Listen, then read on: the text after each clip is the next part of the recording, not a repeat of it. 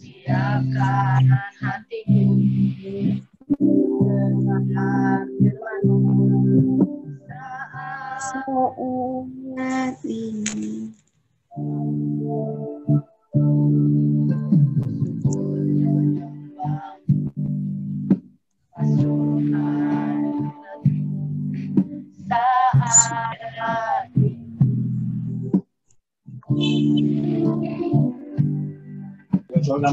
Curahkan urapan-Mu di jemaat-Mu.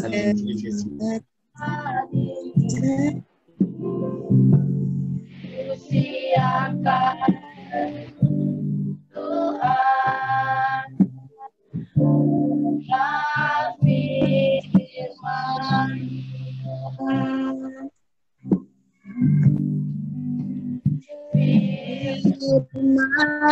firman-Mu Tuhan, tiada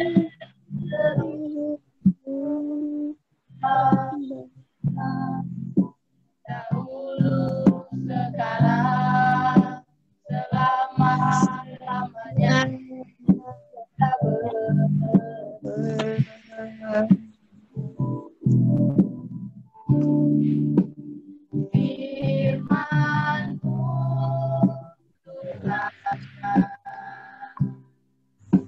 penolong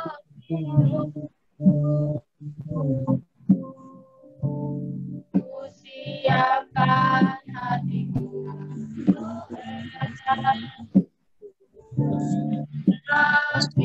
firman. Mari kita nyanyikan lagu ini lagi, mulai dari awal.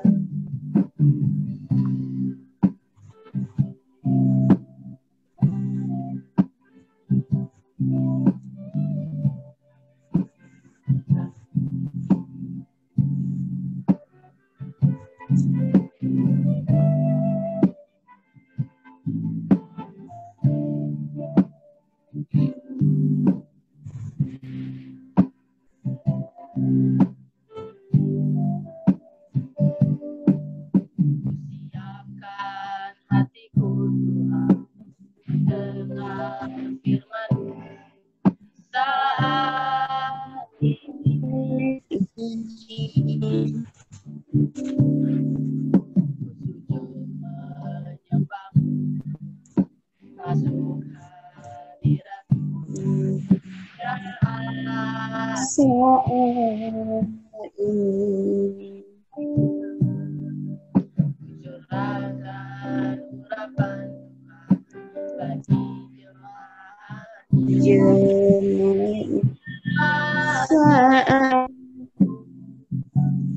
ku siapkan hatiku Tuhan firman-Mu firman-Mu Tuhan hidup tiada berubah dahulu sekarang selama-lamanya tiada berubah.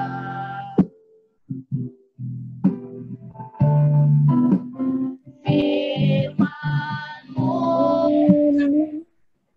Tuhan penolong hidupku, siapkan hatiku Tuhan dengar firman-Mu.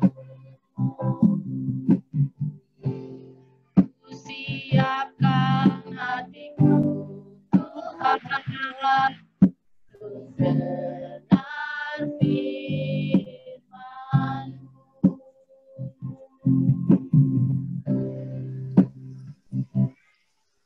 Kepada pengkhotbah kami persilakan. Mari kita berdoa terlebih dahulu. Bapa, kami bersyukur untuk kebaikan kemurahan Tuhan bagi kami. Tuhan boleh menolong dan memberikan kami kekuatan sepanjang hari ini. Dan di malam hari ini kami boleh diberikan kesempatan oleh Tuhan untuk boleh datang dan memuji dan membesarkan nama Tuhan. Bahkan terlebih pada malam hari ini diberikan kami kesempatan untuk boleh bersama-sama mendengarkan dan merenungkan akan firman Tuhan.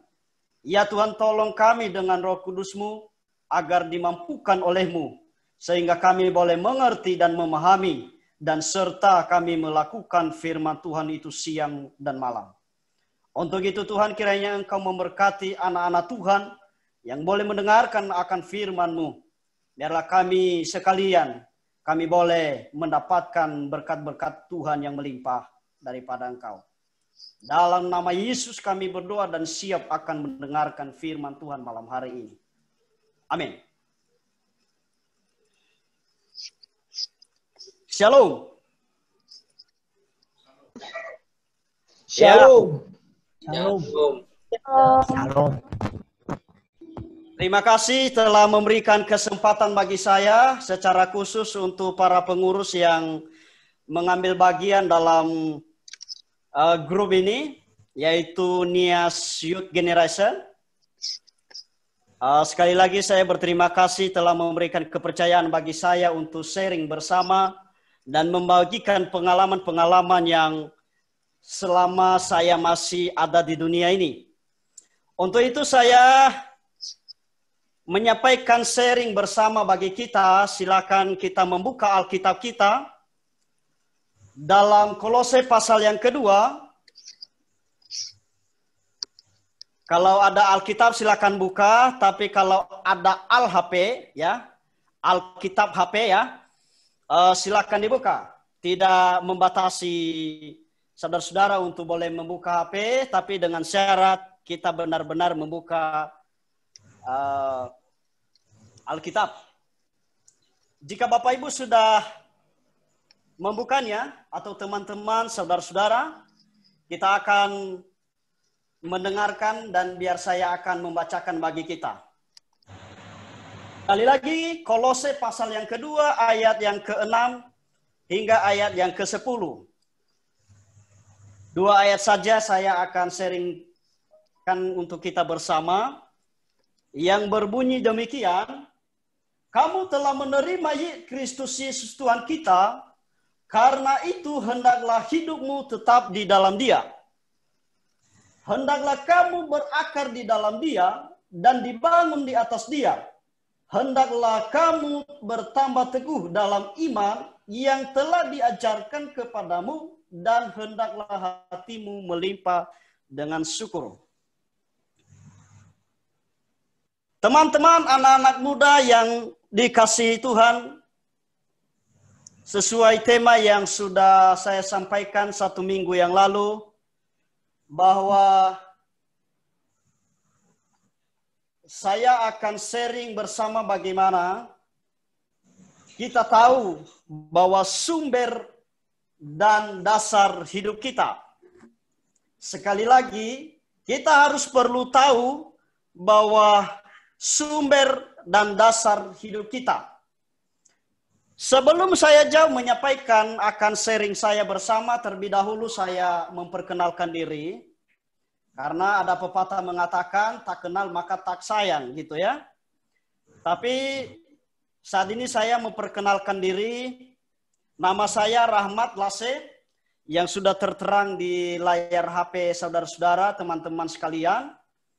Saya tinggal di Jakarta Timur dan pelayanan di GKIN Pelita Dunia Cibubur, terletak di Cibubur. Saya sudah berkeluarga. Kalau nggak salah istri saya sudah ikut. Ya, sudah ikut ya. Itu namanya di sini NIAS ya. Tapi nggak tahu kenapa nggak diubah ya. Tapi nanti saya sampaikan harus diubah itu supaya dikenal teman-teman yang sudah ibadah. Oke. Sejauh di situ saja perkenalkan nama saya, dan kurang lebih mohon dimaafkan jika ada salah dan kekurangan.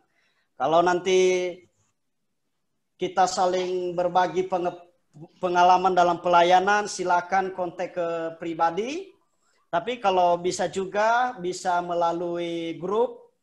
Kita juga terlibat dalam pelayanan yang juga gereja kita yang sudah dalam beberapa atau masa COVID ini di mana-mana kita melayani dengan tim yang ada.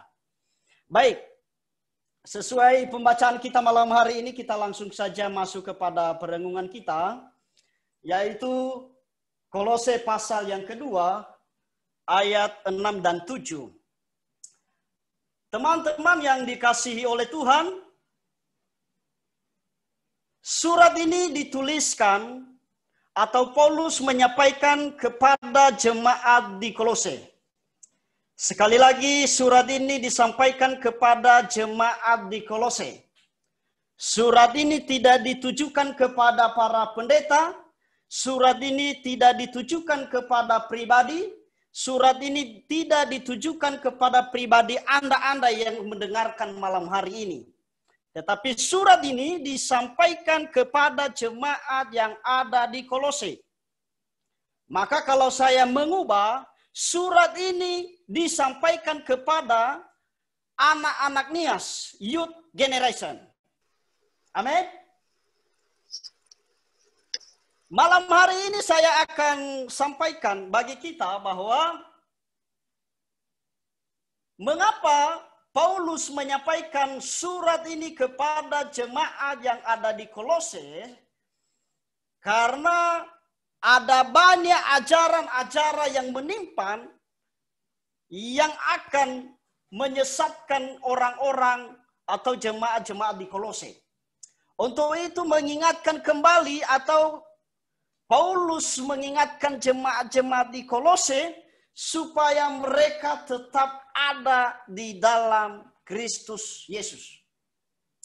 Sekali lagi, bagaimana jemaat yang ada di Kolose supaya tidak terpengaruh dengan filsafat-filsafat duniawi.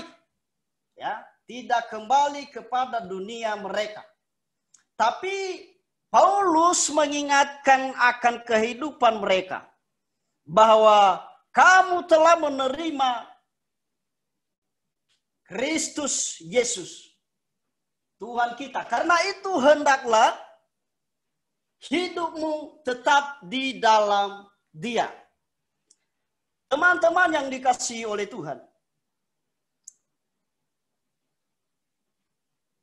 saya sedikit bercerita. Zaman saya SD, waktu saya di kampung, saya memang sudah lahir dari Kristen. Dari keluarga Kristen. Betul, saya mengakui bahwa saya Kristen. Tapi saya juga mengenal bahwa Yesus itu adalah Tuhan. Tapi saya juga belum mengenal. Nah, dua kata yang berbeda, mengenal dan kenal. Maka bagi saya, sebelum saya menjadi seorang hamba Tuhan atau masuk kepada sekolah teologi, saya hanya tahu bahwa Tuhan itu ada. Tapi saya belum mengenal sama sekali. Dan saya juga merasa bahwa di daerah kita, secara khusus di Pulau Nias, mayoritas memang orang Kristen. Saya tahu betul itu. Tapi dengan berkembangan zaman teknologi dan zaman digital yang sudah sampai saat ini, apa yang terjadi? Yaitu banyak teman-teman kaum M. Ya, kalau teman-teman sudah tahu singkatan ini, silakan dimengerti. Kenapa mereka sudah masuk ke sana? Ya, agar ada orang-orang yang juga dalam ajaran-ajaran yang memang membuat kehidupan kita kacau balau. Maka pada tahun 2005, ya, kalau nggak salah ya 2005 ya, ada gempa bumi ya. Ya. Durudan nalawa bakodayan. Ya, jadi ada gempa bumi. Akhirnya di mana-mana di situ ada tempat mereka. Dalam tanda kutip mereka so gosalira pada nada. Nah, bahkan dalawa gosalira. Nah, tapi kita lihat realita yang sekarang. Yang di Pulau Nias. Secara khusus ini. Bahkan di daerah-daerah dimanapun ya. Nah, pernah juga saya mengalami hal yang sama. Maka dengan itu pengalaman saya ini jangan sampai kita hanya mengenal bahwa Yesus adalah Tuhan. Tetapi kita juga harus terus mengenal Dia sebagai Tuhan dan Juru Selamat kita. Itu poin pentingnya. Saudara-saudara yang dikasihi oleh Tuhan, teman-teman yang saya kasihi. Bagaimana dengan kita secara khusus bagi kita anak-anak Nias ya, bahwa saya senang sekali dengan adanya grup ini. Ya, kita saling mengingatkan satu sama lain, ya. Tapi bukan dalam arti juga kita kalau sudah hidupnya enak tapi udah sempurna, enggak juga. Saya pun juga merindukan yang namanya diingatkan kembali, bangkit kembali semangatnya. Akan tetapi saya senang sekali dengan grup ini. Saya hanya memberikan kehormatan kepada para pengurus bahwa memang kalian berani untuk memulai. Kalian berani untuk memulai grup ini. Akan tetapi apa yang perlu saya sampaikan bahwa Paulus mengingatkan akan jemaat di Kolose agar mereka tetap menerima Kristus Yesus. Menerima Kristus Yesus di dalam kehidupan mereka itu membuktikan bahwa mengakui Yesus sebagai Tuhan dan Juru Selamat mereka. Sekali lagi, menerima Yesus adalah mengakui bahwa menerima Yesus sebagai Tuhan dan Juru Selamat mereka. Semua yang sudah ada di dalam diri kita, penyembahan berhala, tidak akan mengganggu kita. Maka Tuhan mengatakan atau Paulus menyampaikan kepada jemaat yang ada di Kolose, kamu atau karena itu hendaklah hidupmu tetap di dalam Dia. Berarti tidak ada lagi yang memang mengganggu setiap kehidupan kita. Tetaplah hidupmu di dalam Dia. Tetap di dalam Dia ini walaupun godaan, rintangan, dan tantangan yang kita hadapi, mari kita bersama-sama berserah kepada sepenuhnya kepada Yesus Kristus. Karena kita tahu bahwa sumber kehidupan kita adalah pribadinya satu-satunya. Saudara-saudara yang dikasihi oleh Tuhan. Kalau dalam ayat-ayat yang berikutnya, hendaklah kamu berakar di dalam Dia dan dibangun di atas Dia. Dalam ayat 7 mengatakan hendaklah kamu berakar di dalam Dia dan dibangun di atas Dia. Maksudnya adalah kalau kita sudah menempatkan diri kita dan tahu sumber kehidupan kita bahwa hanya di dalam Yesus, maka terbuktilah kebaikan kita. Maka terbuktilah apa yang Tuhan inginkan di dalam kehidupan kita. Terbuktilah bahwa Tuhan sumber segala-galanya bagi kita. Baik dalam pikiran, perkataan, tingkah laku, maupun dalam segala apa yang Tuhan inginkan dalam kehidupan kita. Itu yang sangat penting. Maka tetapi kalau misalnya kita tidak menerima Yesus secara pribadi, berarti hidupnya masih melakukan yang senonoh di hadapan Tuhan. Saya yakin itu. Tapi apakah memang kita sudah ada di dalam Tuhan? kita tidak melakukan kejahatan. Enggak juga. Justru banyak tantangan, rintangan yang kita hadapi. Bukan karena kita ada di dalam Tuhan, tapi kita nggak ada tantangan. Oh, justru banyak tantangan-tantangan yang kita hadapi. Tapi melewati semua liku-liku itu, pasti ada rencana Tuhan di dalam kehidupan kita. Yakin dan percaya dengan itu. Maka saya lebih respect dengan orang-orang yang sudah mengenal Yesus, mengenal Tuhan secara pribadi, tapi walaupun banyak tantangan, rintangan yang dihadapi. Silakan saja. Tapi akan tetapi dalam firman Tuhan mengatakan bahwa ada rencana-rencana Tuhan di dalamnya. Saudara-saudara yang dikasihi oleh Tuhan. Lalu apa yang disampaikan? Yaitu hendaklah kamu bertambah teguh dalam iman yang telah diajarkan kepadamu. Bertambah teguh di dalam iman. Ya, kalau kita melihat dari pengertian iman ini dalam Ibrani, iman adalah dasar dari segala sesuatu dan bukti dari segala sesuatu yang kita tidak lihat. Teman-teman yang dikasihi oleh Tuhan. Artinya hidup di dalam iman, bertambah teguh di dalam iman, sekalipun godaan yang kita hadapi mengacaukan kehidupan kita, mari kita bersama-sama melawan dengan kekuatan. Dan itu akan menunjukkan peperangan roh yang akan kita lakukan di dalamnya. Peperangan roh adalah jangan sampai duniawi ini akan mengalahkan kita, tetapi berkat-berkat atau iman percaya kita kepada Tuhan tidak akan pernah putus. Itulah yang penting. Saudara-saudara yang dikasihi oleh Tuhan, bertambah teguh di dalam iman. Artinya ada kekokohan di dalam Yesus Kristus. Ada kekokohan yang senantiasa kita bangun di atasnya.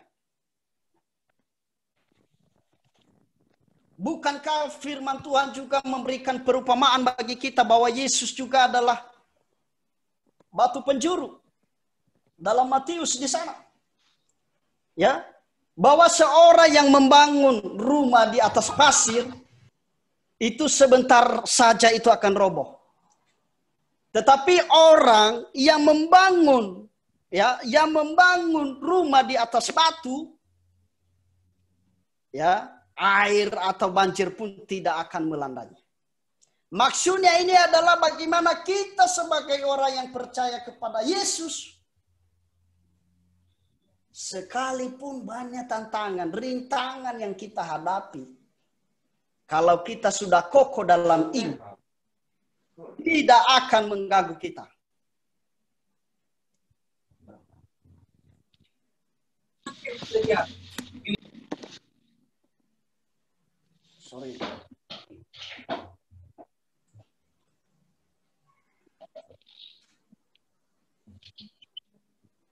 Sorry. Nah, jadi saudara-saudara yang dikasihi oleh Tuhan,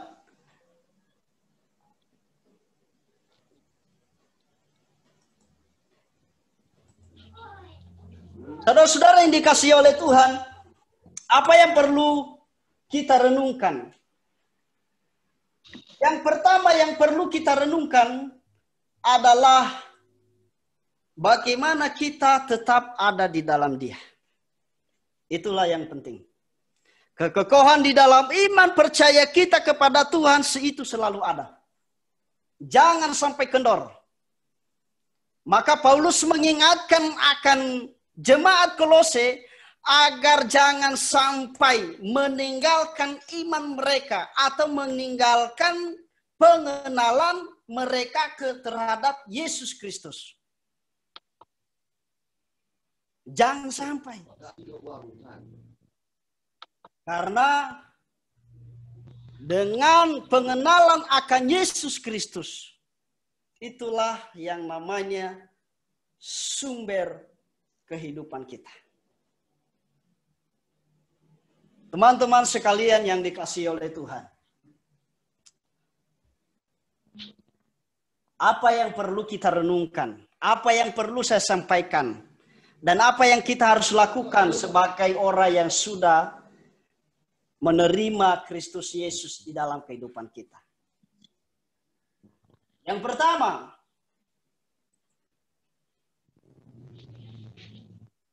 menjadi saksi bagi Kristus. Itu yang pertama. Yang pertama adalah menjadi saksi bagi Kristus.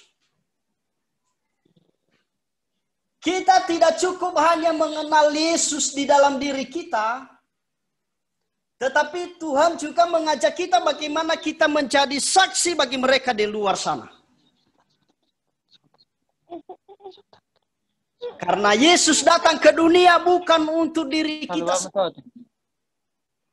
tetapi Yesus datang ke dunia untuk menyelamatkan semua orang.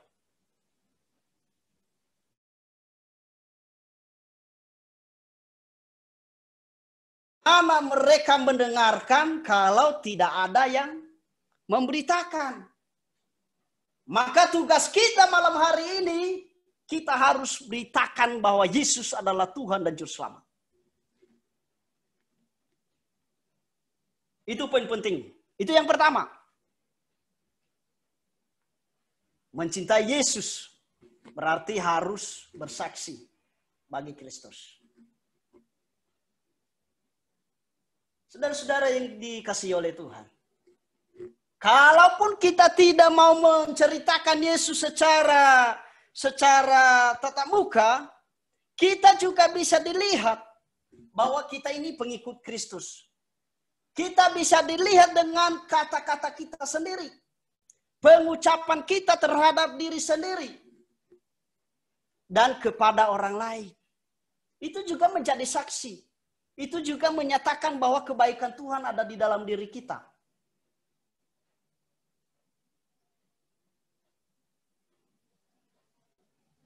Tapi saya percaya di dalam grup ini tidak ada yang berkata atau menggosipkan satu sama lain. Tidak ada itu, tidak ada di dalam ini.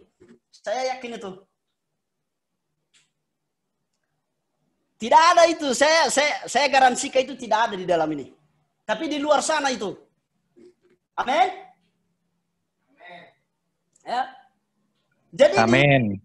Di dalam kehidupan kita harus kita mengimplementasikan bagaimana kasih Tuhan di dalam diri kita melalui perkataan kita, pikiran kita, dan isi hati kita. Perilaku kita. Itu yang sangat penting. Ya. Yang kedua, bertambah teguh di dalam iman. Bertambah teguh di dalam iman menyatakan bahwa Yesus adalah satu-satunya juru selamat manusia. Garis bawah itu juru selamat manusia. Maka yang perlu saya sampaikan tadi bahwa bukan hanya pribadi seseorang. Tapi menyatakan bahwa Yesus satu-satunya juru selamat manusia. Ya. Bukan ke pribadi orang yang sempurna. Tetapi kita yang orang yang ada di dunia ini.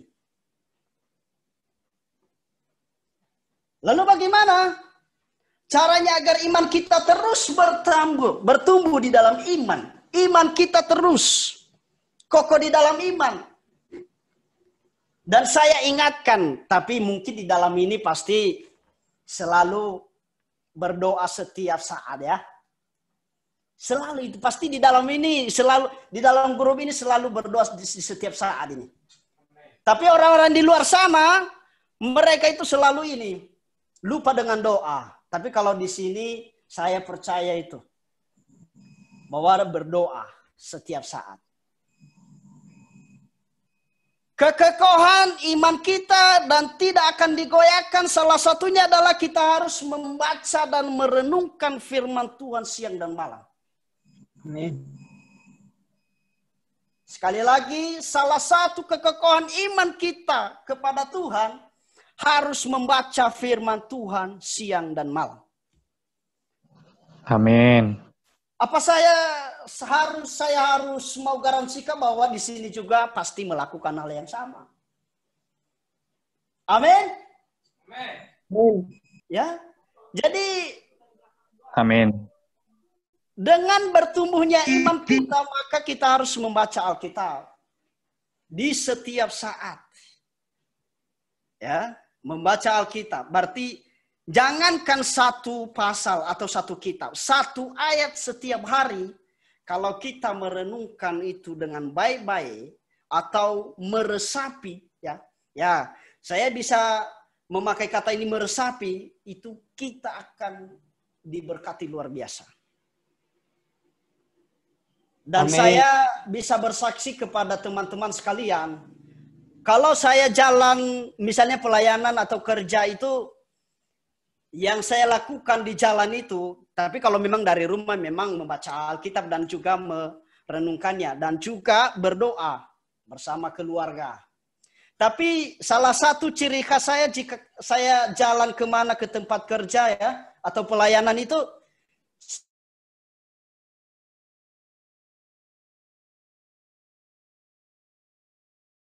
ya selalu merenungkan lagu rohani. Kenapa kita harus selalu merenungkan firman Tuhan? Ini kan juga bertumbuh iman kita.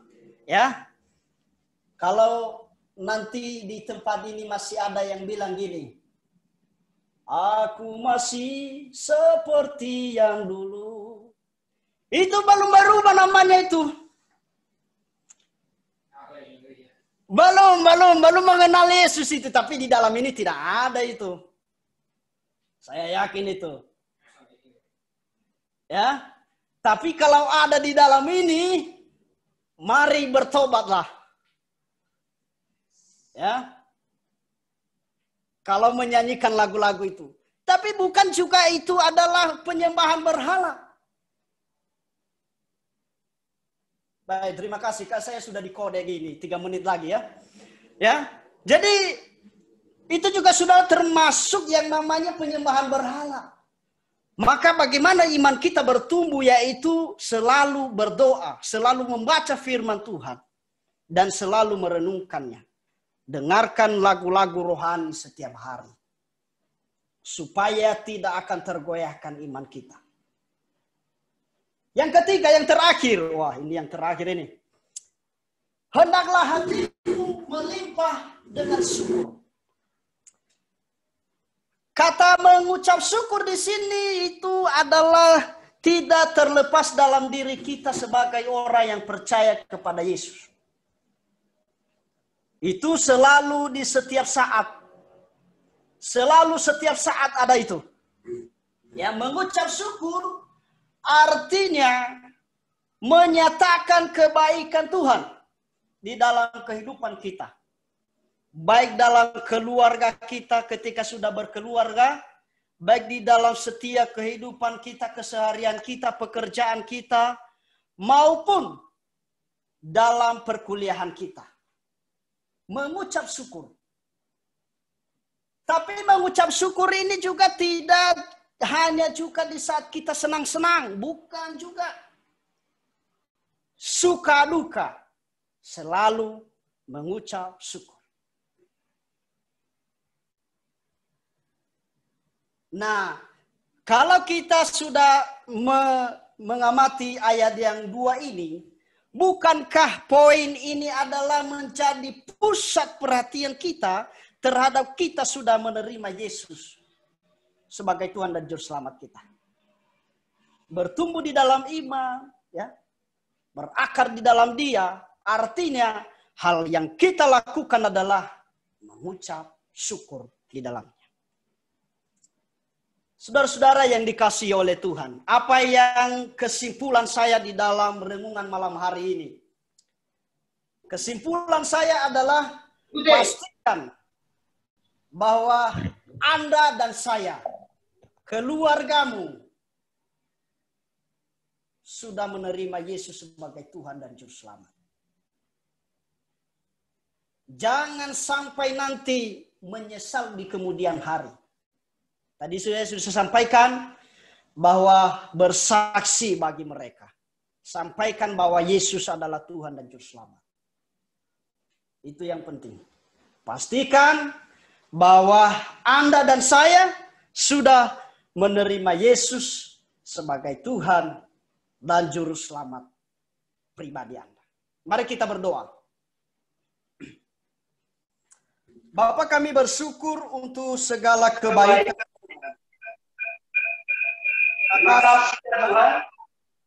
Karena Engkau telah menolong kami. Terima kasih atas firman-Mu yang mengingatkan kehidupan kami menjadi saksi bagi Kristus. Terima kasih Bapa, kebaikan-Mu sungguh nyata bagi kami. Kalau kami semua yang sudah menerima Yesus dalam Juminar yang malam hari ini, Tuhan berkati anak-anak Nias, Youth Generation.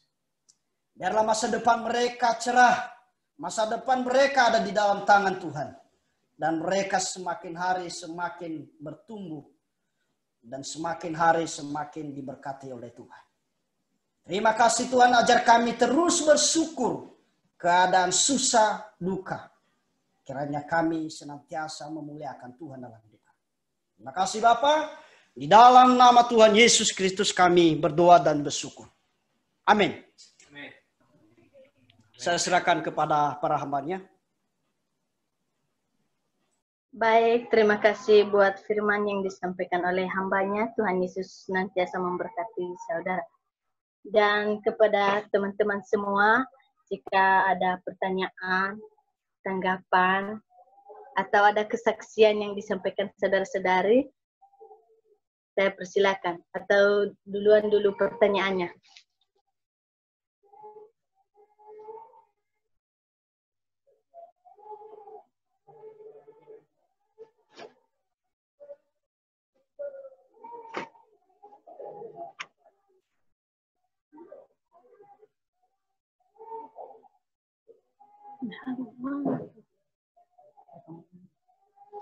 Ada pertanyaannya?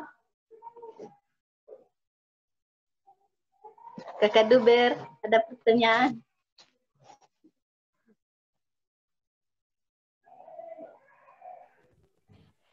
Oke, shalom semuanya. Bersyukur buat malam hari ini diingatkan kembali ya. Tema kita malam hari ini dasar dan sumber hidup kita. Jadi udah jelas banget tadi, udah dijelaskan sama hambanya. Dan tidak ada yang perlu saya tanyakan. Ya, kita harus belajar dari firman Tuhan pada malam hari ini. Kita jangan hanya mendengarkan saja, tetapi kita menjadi pelaku firman Tuhan. Kita menjadi saksi kepada saudara-saudari kita yang di luar sana. Mungkin dari teman-teman yang lain ada pertanyaan atau tanggapan dengan firman Tuhan malam hari ini, atau mungkin ada kesaksian teman-teman. Kami persilahkan.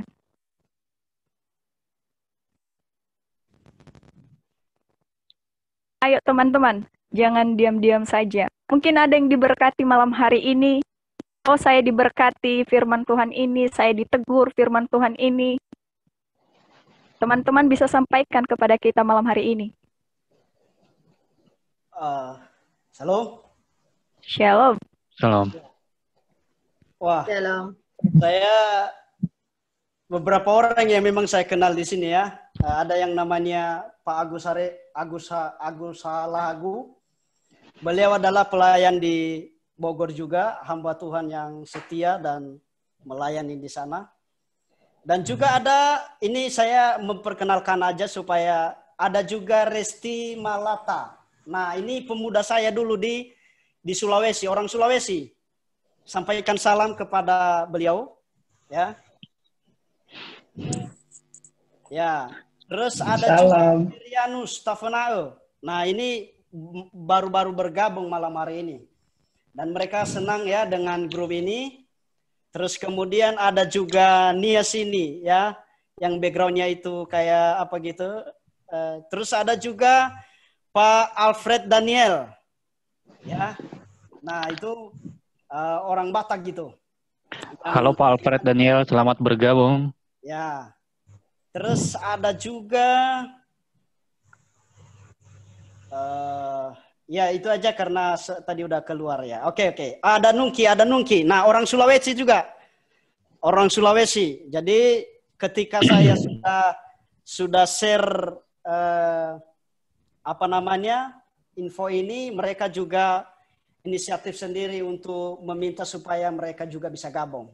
Maka melalui ini pun juga banyak mereka yang diberkati dalam grup ini. Terima kasih, Tuhan memberkati. Shalom. Shalom. Shalom. Puji Tuhan.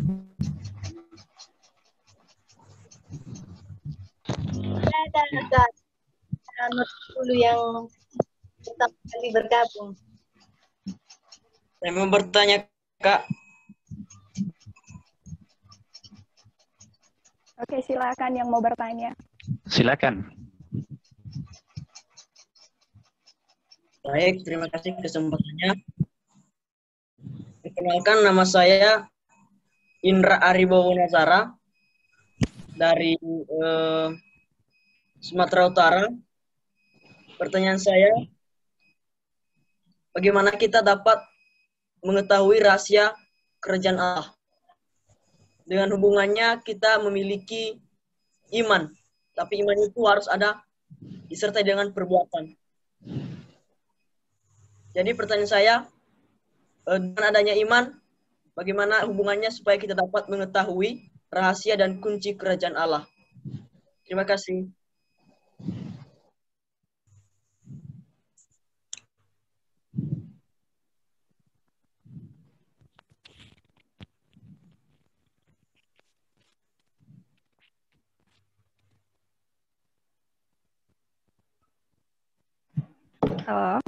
Oke, thank you untuk pertanyaannya Saudara Indra Aribowo. Mungkin pertanyaannya bisa diulang kembali. Sekilas tadi yang saya dengarkan, bagaimana kita dapat mengetahui dengan memiliki iman ya? Iya. Benar nggak sih? Mengetahui kerajaan Allah dengan memiliki iman. Iya, pertanyaan saya, kan tadi kita bahas tentang iman. Jadi iman itu disertai dengan perbuatan.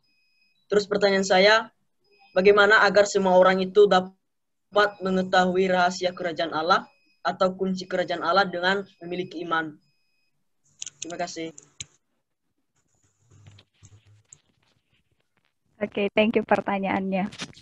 Teman-teman yang mau menanggapi boleh ditanggapi sebelum hambanya akan menanggapi yang firman malam hari ini menanggapinya. Teman-teman bisa memberikan tanggapannya dengan pertanyaan saudara kita Indra.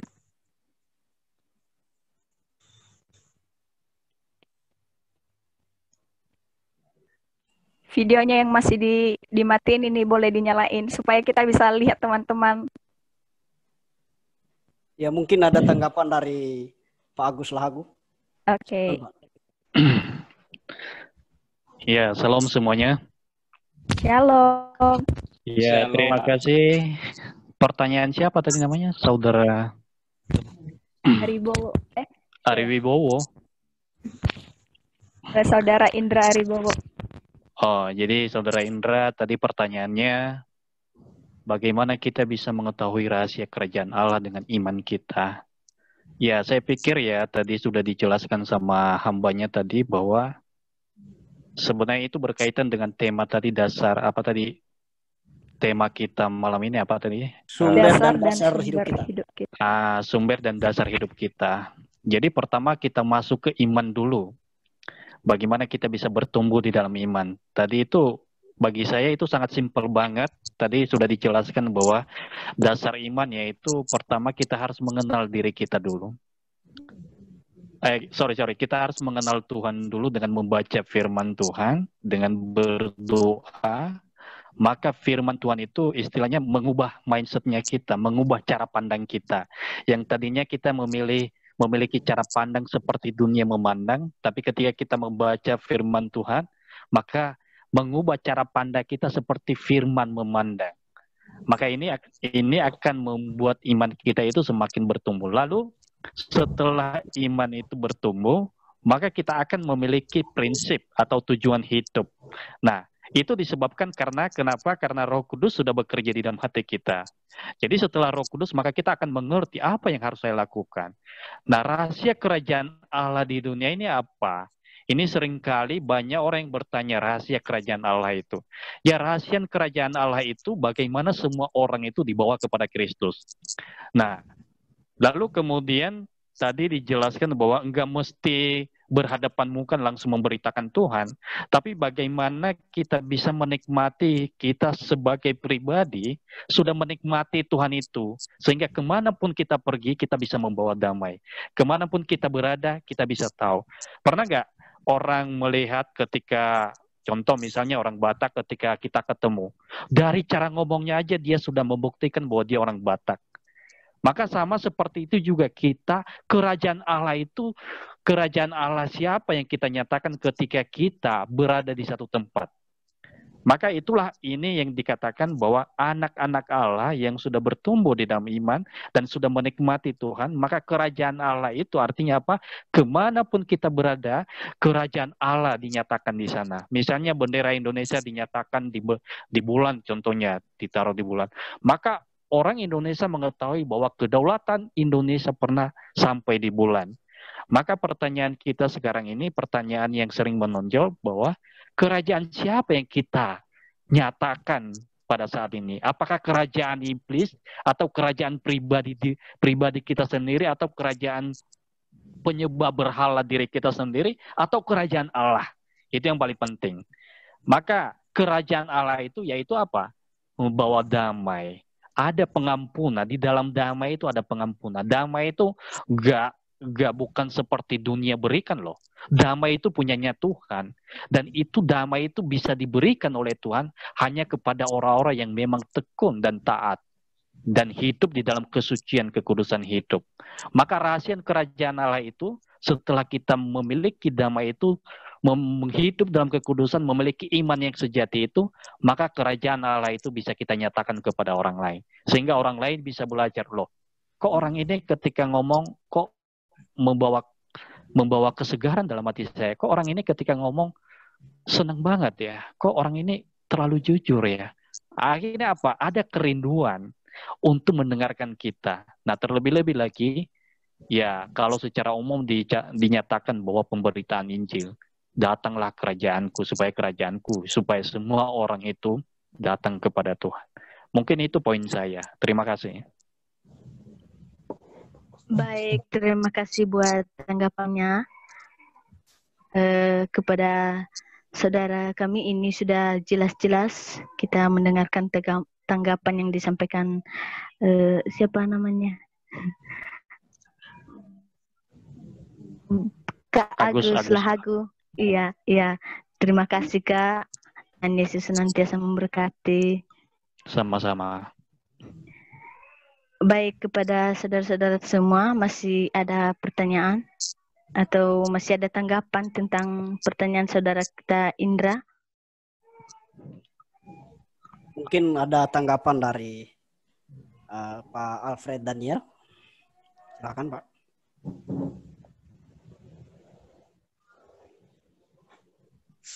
Oke, shalom untuk kita semua ya. Shalom. Yahobu. Yahobu. Jadi mungkin boleh, sorry Pak, Tuhan mungkin boleh di ya. Oh, hidupin kamera ya. Oke. Ya, untuk firman Tuhan malam hari ini sepertinya jelas. Hambanya sudah berbicara, sudah memaparkan materi dengan baik. Mungkin saya diberkati ya. Jadi untuk ya ada sedikit tambahan sih tentang pertanyaannya dari Kak Indra ya. Bicara tentang kerajaan surga. Dan sebenarnya yang dikasih tahu oleh Kak Agus Lahagu tadi itu udah paling sederhana. Jadi saya ingin tambahkan, bagaimana sih kita tahu kerajaan surga itu dengan kita memiliki iman. Mungkin kita pernah sering membaca banyak hal tokoh seperti di Alkitab ya. Ada Abraham, Bapak Abraham yang sampai saat ini kita juluki sebagai Bapak orang beriman. Artinya, gembala di sini pernah bilang, Gembala GKIN pernah mengatakan hal yang demikian. Saya mencontek sedikit. Ada seorang tokoh yang pernah mengatakan, bagaimana jika kita memiliki iman yang kecil, sanggup membawa kita itu naik ke surga. Berbicara tentang iman. Nah, tapi ketika kita memiliki iman yang besar, surga yang ada itu bisa kita bawa ke dalam hati kita. Nah, ini konteksnya masalah iman saja.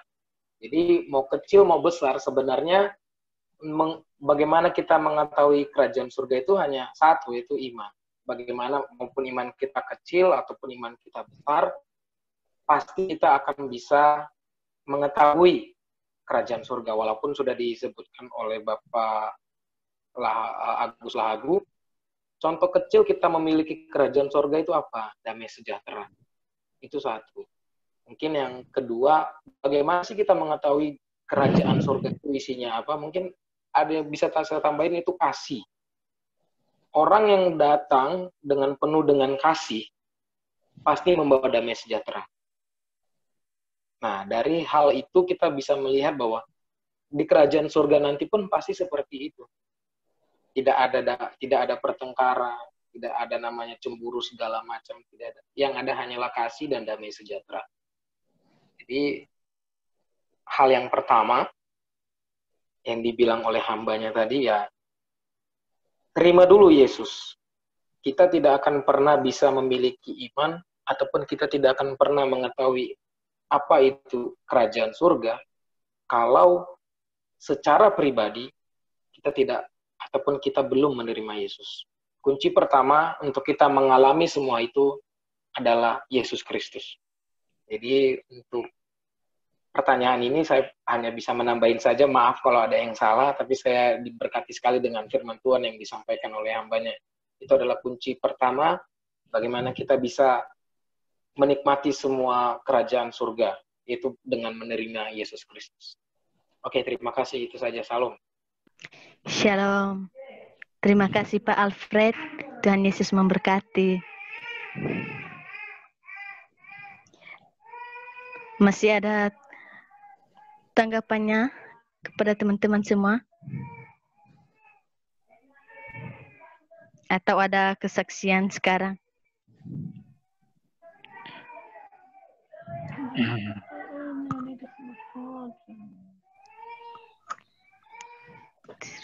Shalom. Shalom, selamat malam. Shalom, malam juga. Maaf ya, soalnya baru bisa gabung udah dalam pertengahan firman Tuhan. Soalnya tadi ada kegiatan juga di luar.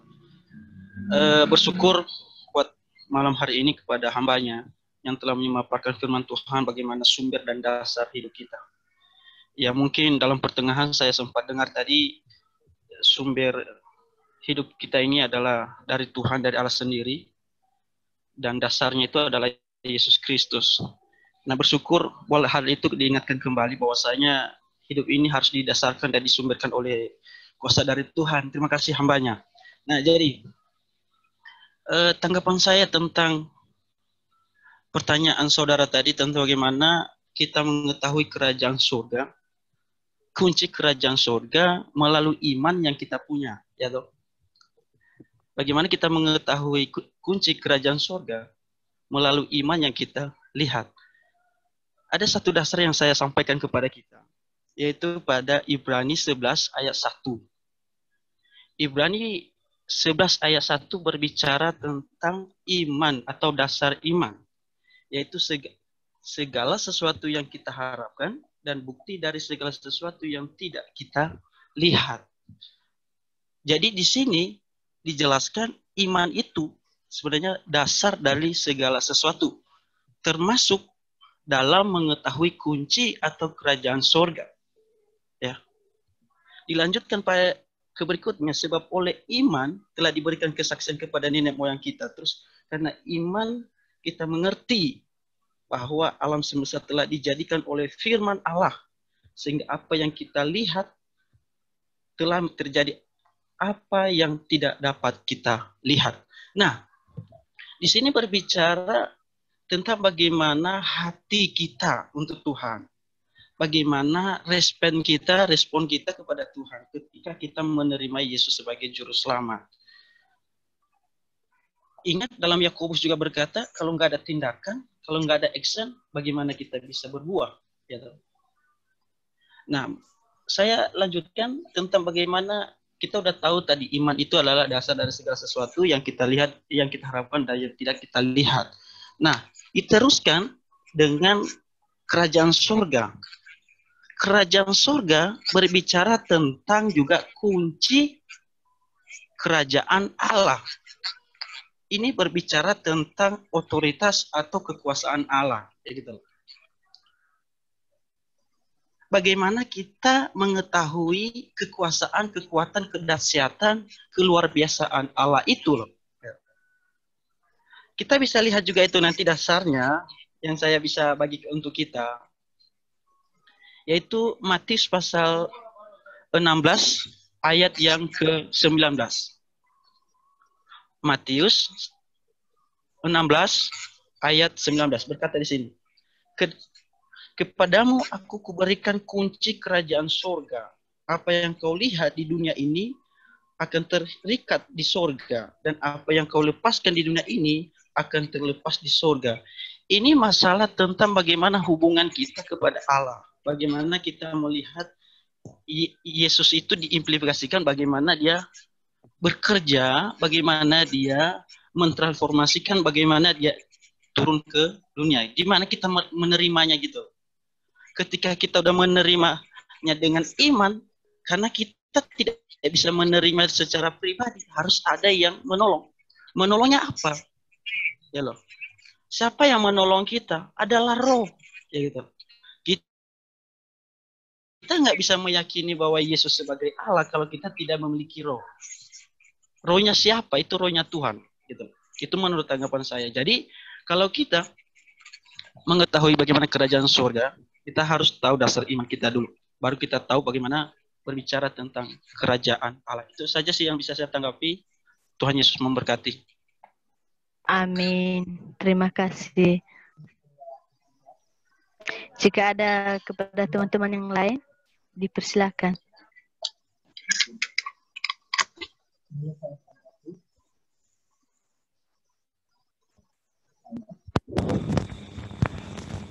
Kasih Bang. Halo.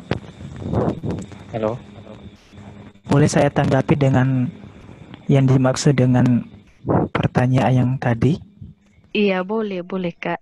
Sangat boleh. Ya, ini adalah pertanyaan yang luar biasa ya. Yang memang kita sudah sering dengar, saya sering dengar tentang pertanyaan seperti ini. Kalau kita tahu bahwasanya iman itu kita tidak bisa ukur seperti apa iman itu. Ya. Kalau kita benar-benar menerima Yesus sepenuhnya, menerima Yesus dengan hati yang dalam, maka di situ kita mengetahui apakah iman itu masih adakah di dalam diri kita. Kita mengetahui kerajaan Allah seperti apa. Kalau sudah dipaparkan oleh hambanya tadi, kita harus mengenal Allah lebih dalam lagi. Makanya iman itu tidak bisa kita ukur secara diameternya. Tetapi iman kita, bagaimana kita percaya dengan sungguh-sungguh kepada Yesus. Bagaimana kita percaya kepada Yesus dengan sepenuh hati. Makanya dikatakan itu iman. Kita percaya. Ya, saya sudah dengar dari pendapat hambanya tadi dan juga Pala Hagut yang lain juga saya dengar memang sudah sangat-sangat luar biasa jawabannya. Nah, tetapi di sini kita ketahui bahwa yang saya katakan tadi, iman itu kita tidak bisa ukur. Ya. Ya. Iman kita itu tidak bisa kita ukur. Iman orang lain pun kita tidak bisa ukur. Ya. Hanyalah kita pribadi. Hanyalah kita apakah benar-benar kita percaya kepada Allah. Apakah benar-benar kita menerima Yesus dengan sepenuh hati. Disitulah timbul nantinya ketika kita semua menerima Yesus dengan sepenuh hati. Pasti kita memiliki kerajaan surga yang nyata itu yang sudah dipaparkan oleh dalam kitab. Ya. Mungkin itu saja yang saya tanggapi ya. Jika ada juga hal-hal yang tidak menyenangkan ya saya maaf. Baik, terima kasih Kak. Bagaimana kepada Saudara Indra sudah paham dengan semua tanggapan yang diberikan oleh kakak-kakak dan abang-abang semuanya? Baik, pertama-tama banyak kepada Bapak dan abang-abang yang menjawab pertanyaan saya. Sungguh luar biasa, Tuhan Yesus memberkati. Saya bertanya ini tadi karena saya sudah ikut seminar Alkitab. Karena saya tadi membahas tentang dari Injil Lukas pasal 8 ayat 10, di mana Yesus lalu inilah firman Tuhan, lalu ia menjawab, kepadamu diberi karunia untuk mengetahui rahasia kerajaan Allah. Tetapi kepada orang-orang lain hal itu diberitakan dalam perumpamaan, supaya sekalipun memandang mereka tidak melihat dan mendengar mereka tidak mengerti. Amin. Jadi saya bertanya tadi bahwa bagaimana kita dengan memiliki iman supaya kita dapat bisa mengetahui rahasia kerajaan Allah atau kunci daripada kerajaan Allah tersebut. Jadi dari jawaban yang bapak-bapak atau abang-abang berikan semua bahwa dengan kita memiliki iman atau dasar kita, dengan kita percaya kepada Yesus Kristus, dan iman itu harus disertai dengan perbuatan dan kasih, memiliki nilai-nilai yang rohani atau yang sesuai dengan kehendak Tuhan, maka dengan begitu kita dapat mengetahui rahasia kerajaan Allah. Baik, demikian dari saya, dan saya ucapkan terima kasih kepada kita semua. Shalom. Shalom.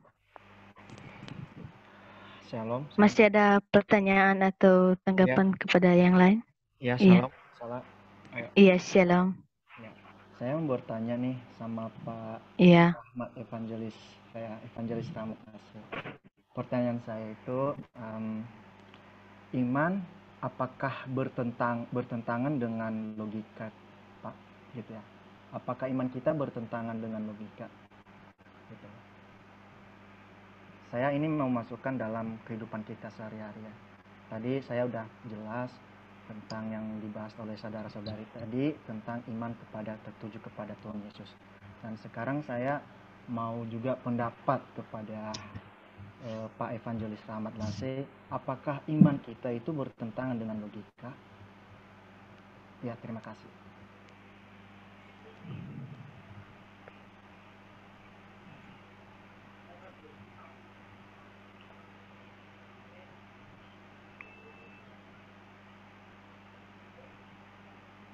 Halo, shalom. Di-unmute dulu Pak Rahmat. Pak Rahmat lagi ngomong tapi udah di mute. Halo. Ya, baru kedengaran Pak. Oke. Apakah iman bertentangan dengan logika? Ya. Kalau kita mau pakai logika dengan pengenalan Yesus, sama halnya kita mengandalkan diri kita sendiri. Itu yang pertama.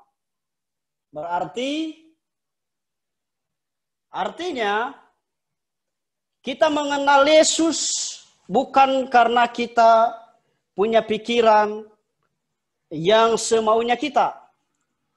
Tetapi bagaimana iman yang tadi saya sampaikan bahwa ada kekokohan di dalam iman percaya kita. Itu percaya. Berarti kekokohan ini berarti tidak akan tergoyahkan. Ya. Maka kalau tadi saya sampaikan bahwa kalau Paulus mengingatkan akan jemaat di Kolose dengan berkata bahwa jangan sampai filsafat-filsafat ini atau ajaran-ajaran sesat yang akan masuk kepada dirimu sendiri atau kepada jemaat di Kolose. Jangan sampai imannya itu akan kendor. Berarti kalau umpamanya logika dipakai dengan iman, itu bukan iman. Nah, maksud saya adalah itu pendapat saya. Maka terserah saudara kalau melibatkan iman itu sama dengan logika. Oke. Terima kasih. Saya mau bertanya lagi. Terus tadi Bapak bilang, jadi jawabannya ini maksud Bapak jadi bertentangan ya? Nggak boleh sama gitu, nggak boleh jalan dengan searah. Iman dengan logika. Jadi jawaban Bapak bertentangan. Oke, gimana kalau contohnya saya sakit, Pak? Saya sakit, terus saya beriman nih. Oke, saya beriman. Saya berdoa sama Tuhan. Oke, saya nggak mau minum obat. Karena saya beriman. Saya nggak mau perlu dokter. Saya nggak perlu mau ke rumah sakit. Terus gimana itu, Pak? Saya mati sia-sia tanpa ke dokter. Tadi Bapak bilang beriman dengan logika bertentangan. Kita ke dokter juga itu kan logika juga, pengetahuan kita. Terima kasih Pak. Gimana pendapat Bapak seperti begitu? Oke, saya akan jawab. Kalau dalam Matius mengatakan apa? Matius pasal yang ke-6 ayat 33 bilang apa di sana? Dengar baik-baik. Carilah dahulu kerajaan Allah dan kebenarannya, maka semuanya itu akan ditambahkan kepadamu. Ya. Nah, kalau umpamanya kita mencari terlebih dahulukan dulu Tuhan dalam diri kita, itu tidak salah kamu harus ke rumah sakit. Enggak salah itu.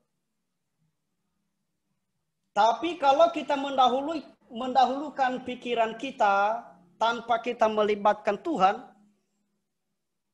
ya otomatis itu yang salah gitu. Terima kasih.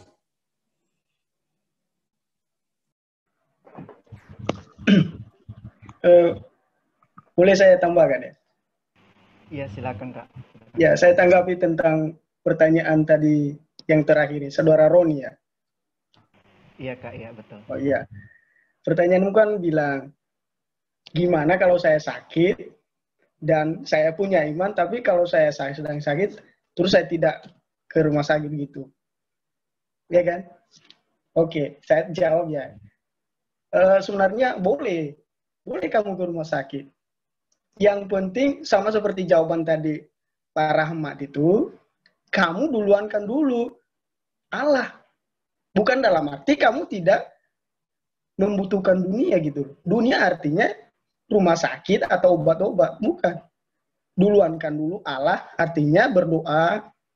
Tetapi kalau hanya sekedar berdoa tapi tidak ada respon, tidak ada perjalanan, artinya seperti firman Tuhan kan, iman tanpa perbuatan adalah hakikatnya mati gitu. Nah, imanmu kalau kamu punya iman tapi tidak ada perbuatan kamu, tidak ada respon kamu, tetap saja konyol gitu loh. Imanmu konyol. Artinya, kalau kamu punya iman tapi kamu tidak mengerjakannya, oh percaya kalau Tuhan Yesus itu langsung menyembuhkan. Tidak, Tuhan tidak langsung menyembuhkan. Tuhan membutuhkan kerja kamu gitu loh. Itu saja dari saya. Baik, terima kasih buat tanggapannya kepada Saudara Roni.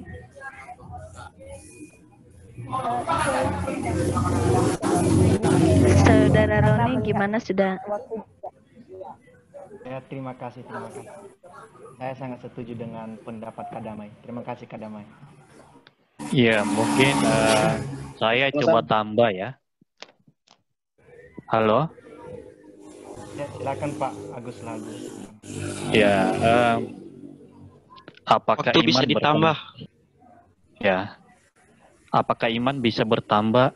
Apakah iman bisa bertentangan nggak dengan logika? Tadi dikasih contoh bahwa kalau saya sakit, saya hanya beriman. Memang sih, seringkali terjadi ya, bukan hanya di kalangan kita, di gereja-gereja banyak sekali yang sering ngomong ya udah beriman saja, kamu nggak usah kerja. Nah ini sesuatu hal juga yang memang agak ngawur ya, gitu ya. Tadi teman-teman juga, beberapa teman-teman sudah menjelaskan. Nah, saya lebih mengarah ke satu kasus, ada satu kasus mengenai Ruth. Ya mungkin Ruth ya, kalau kita melihat bahwa memang dia beriman kepada Tuhan. Dia beriman. Tapi kalau kita melihat perjalanan Ruth itu bisa mendapatkan Boaz, itu usaha dari dia loh. Seakan-akan usaha dari dia bisa mendapatkan Boaz, memang disuruh sama Naomi gitu loh. Kalau kita melihat kehidupan Naomi itu mengatakan bahwa aku ini jangan panggil aku Naomi, panggil aku Mara, sebab hatiku itu pahit rasanya. Tapi kalau kita bisa lihat bahwa Naomi itu artinya menyenangkan.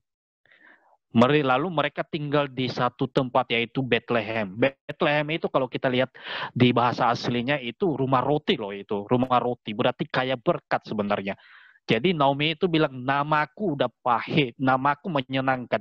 Tapi aku tinggal lagi di Bethlehem yang penuh dengan berkat. Tapi kok aku yang aku hadapi justru malah petakan yang begitu mengerikan sekali. Melampaui saya gitu loh. Lalu kemudian mereka pindah yang namanya satu tempat yaitu Moab. Ternyata sampai di sana anak-anaknya meninggal 2. Lalu kemudian tinggal 2 menantu, suaminya juga meninggal. Naomi itu mengatakan bahwa jangan panggil aku Naomi lagi, panggil aku Mara. Dia bilang sama menantunya, sama Orpa, sama Ruth, aku nggak punya apa-apa loh. Kamu nggak mesti harus ikut aku. Tapi coba lihat pernyataannya Ruth di sini. Mengatakan bahwa Tuhanmu adalah Tuhanku. Kemana engkau mati, disitulah aku mati. Akhirnya dia ikut. Kalau kita melihat perjuangan Naomi, ya mungkin Naomi itu memikirkan dia suka menolong orang lain. Tapi kalau dia bawa Ruth, pasti Ruth itu nggak bakal maksudnya nggak bakal dia tolong lagi. Tapi justru sebaliknya kalau kita lihat di sini bahwa Ruth yang menolong dia nanti, yang akan mengurusi di masa tuanya. Tapi kita lihat bagaimana dia bisa mendapatkan Boaz. Ada di sini ya, ada dua kasus yang kontras di sini. Kalau di perjanjian lama, di Keluaran, ketika bangsa Israel keluar dari tanah Mesir, Tuhan bilang, kamu beriman saja, aku akan kasih tiang api, aku kasih tiang api dan mungkin buat malam hari lah supaya kamu bisa dilihat dan bisa menerangi jalanmu. Tapi lihat di sini, Ruth justru bukan seperti itu. Dia beriman memang, tapi ada usaha dari dia. Ada usaha dari dia. Kita banyak mendapat beberapa kasus itu. Sehingga dia berpura-pura tidur di satu tempat, akhirnya Boaz itu mendapat belas kasihan. Akhirnya mereka bisa menikah pada akhirnya kalau kita lihat ceritanya. Tapi itu usaha. Jadi artinya apa? Iman itu selalu di atas. Iman kepada Allah itu kita selalu di atas. Baru di bawahnya itu ada tindakan. Tindakan kita. Jadi Esther juga kalau kita bisa melihat bahwa bagaimana perjuangannya melawan bangsa. Menyelamatkan bangsanya ketika hampir-hampir masuk di dalam ancaman Haman. Tapi dia berdoa, berpuasa, dan dia berusaha. Memang beriman, tapi ada usahanya gitu loh. Ada usahanya. Sehingga dengan usaha itu Tuhan memberkati. Kenapa? Pertama dulu dia berpuasa, itu namanya iman. Dia berpuasa, dia tahu bahwa Allah yang berdaulat, Allah yang berkuasa. Tapi dengan tindakan Tuhan akan menunjukkan. Maka ini sesuatu hal yang perlu memang orang-orang percaya, orang-orang Kristen juga mengetahui. Nah, kita lihat juga bahwa Allah di dalam natur Tuhan Yesus ada 2, ilahi dan manusia. Memang dia natur ilahi, tapi 100% natur ilahi, 100% juga natur manusia. Artinya apa? Natur manusia juga ada usaha bagaimana dia bisa memberitakan kerajaan Allah, bukan hanya natur keilahian doang. Maka kita sebagai orang percaya juga seharusnya harus seperti itu. Justru kita rajin dan bekerja keras di dunia ini sebenarnya. Justru kita berhikmat dan bijaksana. Justru kita setia, bukan hanya beriman saja kepada Tuhan. Mungkin itu poin saya. Bisa diterima ya. Itu saja. Terima kasih. Oke. Boleh saya tanggapin ya? Maaf teman-teman, ini lagi di jalan karena ada acara tadi. Jadi tadi aku dengarnya pas pertengahan. Tadi dibicarakan tentang iman sesuai dengan pertanyaan tadi, bahwa apakah iman dengan pikiran itu bertentangan? Kalau menurut saya itu sejalan, sama seperti yang dikatakan tadi saudara Damai ya. Dia ingatkan kita bahwa iman tanpa perbuatan itu adalah mati. Tetapi level iman dengan pikiran memang beda. Kalau pikiran itu lebih kepada kenyataan apa yang dia lihat, ya baru dia setuju. Tapi iman, dikatakan firman Tuhan dalam Ibrani juga, bahwa itu dasar segala sesuatu. Artinya, yang tidak ada akan menjadi ada. Ya kan, iman itu di mana kita mempercayai Tuhan bahwa Tuhan itu sanggup mengadakan yang tidak ada. Makanya bagi Tuhan tidak ada yang mustahil. Sama seperti dikasih contoh tadi bahwa kalau saya sakit, apakah saya nggak perlu ke rumah sakit, nggak perlu berobat?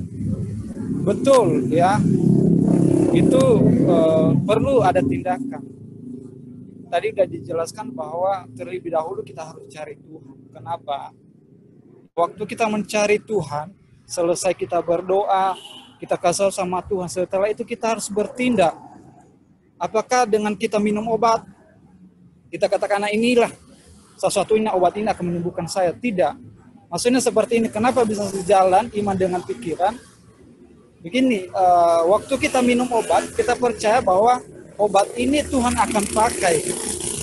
Ya kan, obat ini akan pakai, dokter ini akan pakai oleh Tuhan untuk menyembuhkan saya oleh Tuhan. Ya kan? Tuhan untuk menyembuhkan saya. Obat ini dipakai Tuhan untuk menyembuhkan saya. Artinya itulah iman. Waktu kita bertindak, kita percaya sebelumnya bahwa Tuhan, ya Tuhan campur tangan ada dengan semua apa yang kita lakukan. Asalkan semua itu semuanya baik, sejalan. Jangan seperti dulu ya orang tua. Saya punya orang tua. Minta diberkati, minta dipulihkan. Setelah itu berdoa, minta pertolongan daripada Tuhan. Apa yang dilakukan adalah pergi ke dukun, ya. Nah itu yang salah, itu bertentangan. Maka saya katakan bahwa iman dengan pikiran itu sejalan, tetapi level iman itu tinggi daripada pikiran kita. Jadi utamakan Tuhan seperti yang dijelaskan oleh teman-teman. Ya, waktu kita bertindak itu percaya bahwa Tuhan pasti pakai semua orang yang di sekitar kita, ya lewat obat dan sebagainya.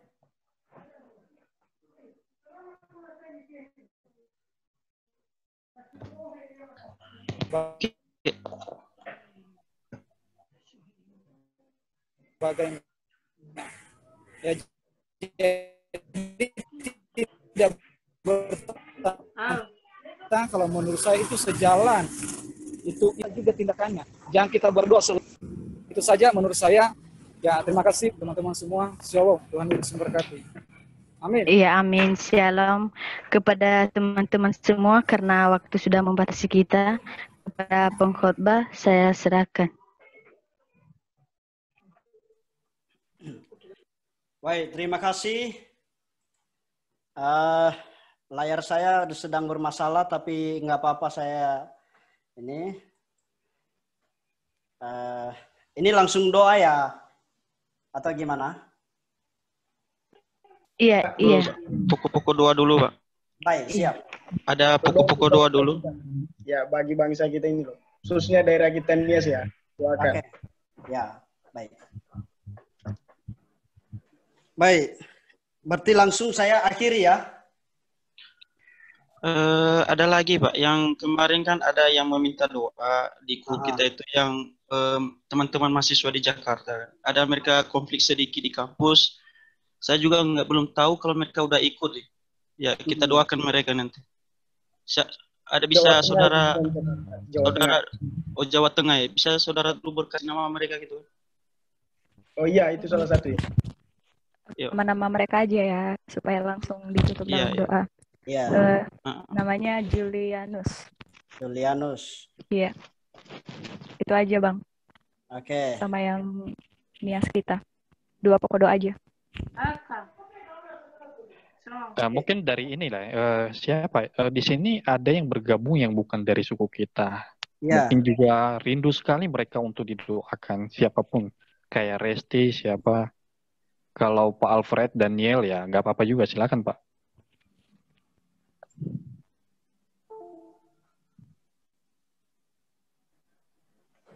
Baik, mari kita berdoa bersama-sama.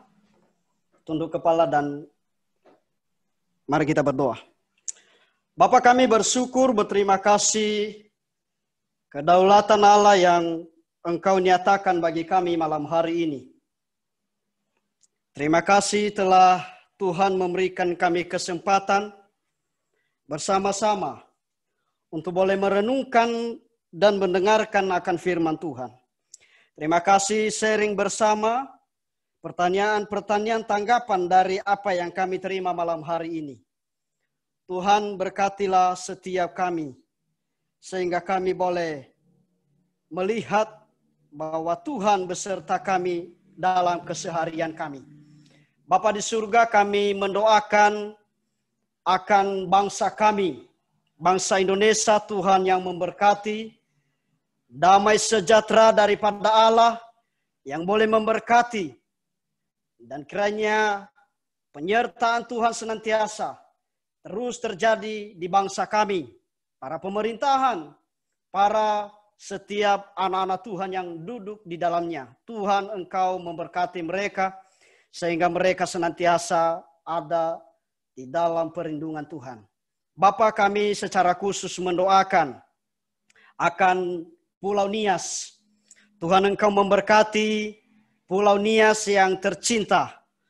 Berilah kekuatan, kesehatan kepada para pemerintah yang ada, dan berikanlah kesehatan bagi mereka, sehingga dalam setiap apa yang mereka lakukan, nama Tuhan saja dimuliakan.